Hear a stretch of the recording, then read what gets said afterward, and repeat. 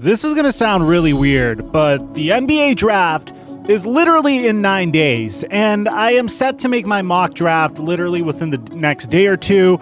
But the one thing that was really confusing me is, well, there's some rumors about which team is going to take which player, and I felt like it'd be really fun to jump into some of these rumors because I love draft smoke screens. Pre-draft smoke screens have always been my favorite pastime, and in a draft where we don't know who the clear-cut number one overall pick is, it's going to be a little bit more interesting this year as well. The last time we had a draft that was similar to this is, I guess you could say, the 2015 draft, although everyone knew Karl Anthony Towns was going to go number one overall. In 2016, we knew Ben Simmons was going to go number one overall. In 2017, although it's probably one of the more weaker draft classes in recent memory, Markelle Fultz was seen as the complete package. The 2018 NBA draft was stacked with talent from DeAndre Ayton to, yes, even Marvin Bagley and Luka Doncic and Trae Young. And of course, most recently, last year, we all knew that Zion Williamson was going to be taken with the number one overall pick because he was seen as an extremely transcendent talent. So the last time we were in such a situation was in 2014 because everyone thought it was going to be either Andrew Wiggins or Jabari Parker at number one, but 2013. And 2013 was like the first time I saw a team come out there and say, hey, we're not really that crazy about any of these prospects. We're going to make a YOLO draft pick on a player that we barely know anything about, and hopefully he booms into a great prospect. That player that the Cavaliers took a chance on was Anthony Bennett. And honestly, I didn't really blame them much because, of course, the 2013 NBA draft wasn't that great apart from Giannis Antetokounmpo, which was a project, Victor Oladipo, which wasn't considered to be like a guaranteed home run, and of course some great picks in the later part of the draft. So what's going on, guys? Your boy Mike here. Guys, I have a huge announcement that's kind of exciting, and some of you guys might want to kill me as a result of it. I uncovered my old gaming channel. So I renamed that old gaming channel from Flight Plays to TheFlightMike TV. So if you subscribe to TheFlightMike TV, it's a different TheFlightMike TV now. You're going to have to go ahead and subscribe again. But the trade-off is you're going to see a library of footage and gameplay of me from about 4 years ago when my career just started. There's a bunch of old content there of me playing GTA, me doing Assassin's Creed, me doing a Bully walkthrough, and my most famous series was a Warriors PS4 walkthrough. I'm going to leave a link to it in the description down below. That's where my gaming is going to go down from now on because, of course, Twitch banned my Twitch account, and hopefully this is a blessing in disguise. I'll talk about why they banned me in a video there this week, but since next-gen consoles are coming out, please make sure to take a look at it. Check me out over there. I need as many members of Noti Gang there as possible because that channel is so freaking old that it was made before notifications were even a part of YouTube. So I don't have a single member of my notification gang there. Now that we got that out of the way, cue the intro.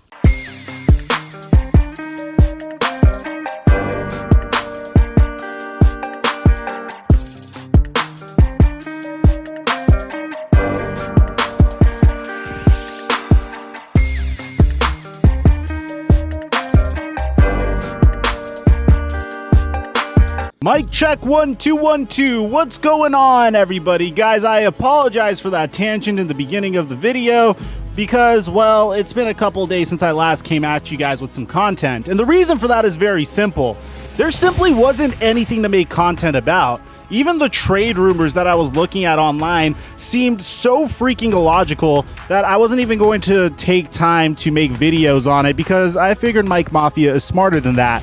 But these draft rumors, these pre-draft rumors are fantastic. So we're going to start with LaMelo Ball. Here are the rumors I heard of him so far, and there's so many conflicting rumors that I'm going to sit here and tell you guys the one that I believe the most. The first one I heard today was very interesting. This is, of course, according to Bleacher Report's Jonathan Wasserman, who indicated that the franchise's owners may force the Golden State Warriors front office into selecting LaMelo Ball if he is available.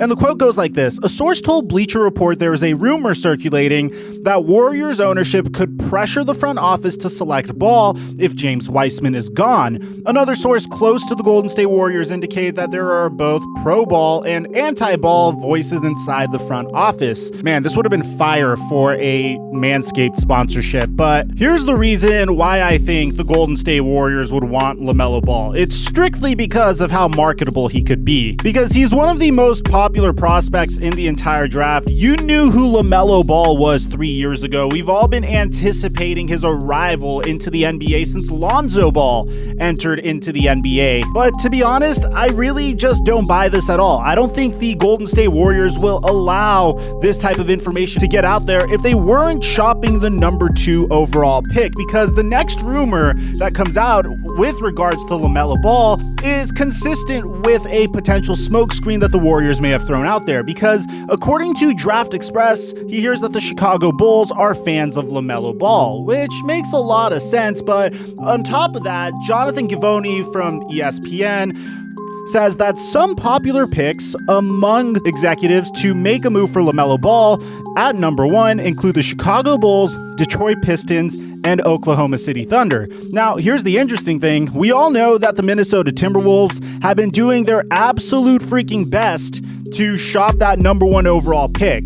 So I can imagine that both the Timberwolves and the Golden State Warriors are trying to put some information out there to potentially entice those later lottery teams to trade up for LaMelo Ball, because neither the Golden State Warriors or the Minnesota Timberwolves are really sold on this draft class so far. Now, according to a tweet from Hoop Central, and this is according to Contron on Twitter, who is a Golden State Warriors beat reporter, by the way, and if you remember when there was a report about the Charlotte Hornets not being interested in LaMelo Ball a couple months ago, it was from a Charlotte Hornets beat reporter. So according to this beat reporter, the Warriors would likely take Anthony Edwards at number 2 if Minnesota passes on him at number 1. So you see here that the Golden State Warriors are pretty much trying to entice those later lottery teams into trading up for either LaMelo Ball or Anthony Edwards. If you ask me, I think the Golden State Warriors are way more likely to take Anthony Edwards than LaMelo Ball, because although Anthony Edwards hasn't been a great three-point shooter during his time at Georgia, the fact that he's a decent free throw shooter shows that there is a potential for him to develop as a three-point shooter. Bear in mind that Lonzo Ball and Markelle Fultz were both remarkable three-point shooters in college, but when they got to the NBA, they weren't as good, and both of them had a horrible free throw percentage. So typically there is a correlation between free throw percentage and your ability to develop a three-point jump shot once you are in the NBA. So if you ask me, I don't think the Golden State Warriors go near LaMelo Ball.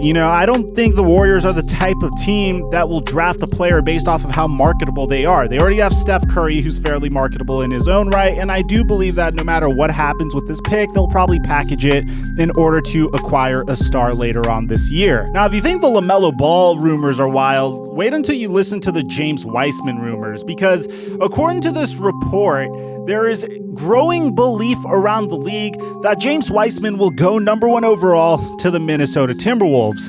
This makes no sense to me whatsoever, but this is coming from the same guy from Bleacher Report, Jonathan Wasserman, that says multiple sources have told Bleacher Report the name they keep hearing now for the Timberwolves is James Wiseman. Some within the Golden State Warriors think Wiseman is going number 1, whether Minnesota keeps the pick or not.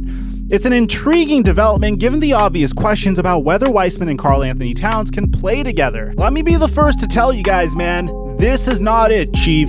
Just telling you from right now, we saw what happened when Al Horford went from the Boston Celtics to the Philadelphia 76ers to play with Joel Embiid. It was a nightmare. And I'm not saying that the Minnesota Timberwolves are going to be version 2.0 of that, because of course you can make the argument that Al Horford's past his prime, but James Wiseman on top of that came out and said that he doesn't want to play for the Timberwolves because Karl Anthony Towns is already there. There isn't a single part of this rumor that makes sense to me, because James Wiseman and Karl Anthony Towns both play the same exact position. From my understanding, both of them are listed as a center, and I understand there might be one or two websites that lists Wiseman as a power forward and maybe Karl Anthony Towns as a power forward, but they literally have near identical measurables. They'll probably contribute the same exact thing on the floor.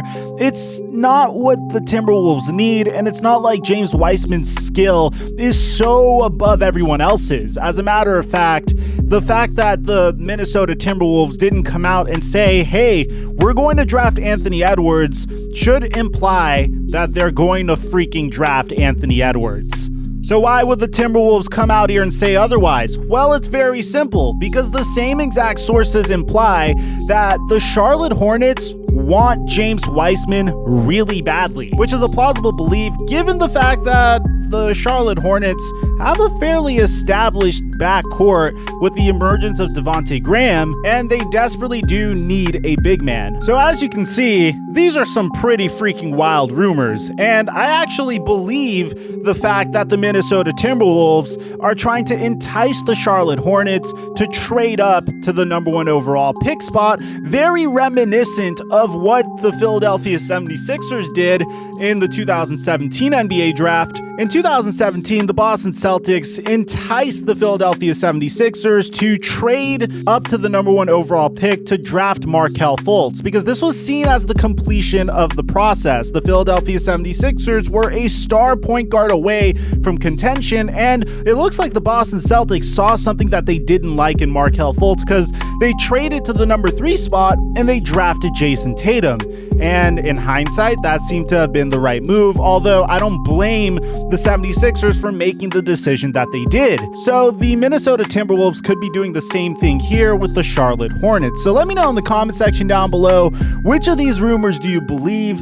I personally believe the latest one about what the Charlotte Hornets might do in order to acquire James Wiseman. I don't believe the Golden State Warriors will try to draft LaMelo Ball. I think they're trying to entice other teams to trade up to potentially draft LaMelo Ball. And I do believe that the #1 target on the Minnesota Timberwolves list is Anthony Edwards. Aside from that, I'm your boy, TheFlightMike, and I'm dropping our mic until our next upload.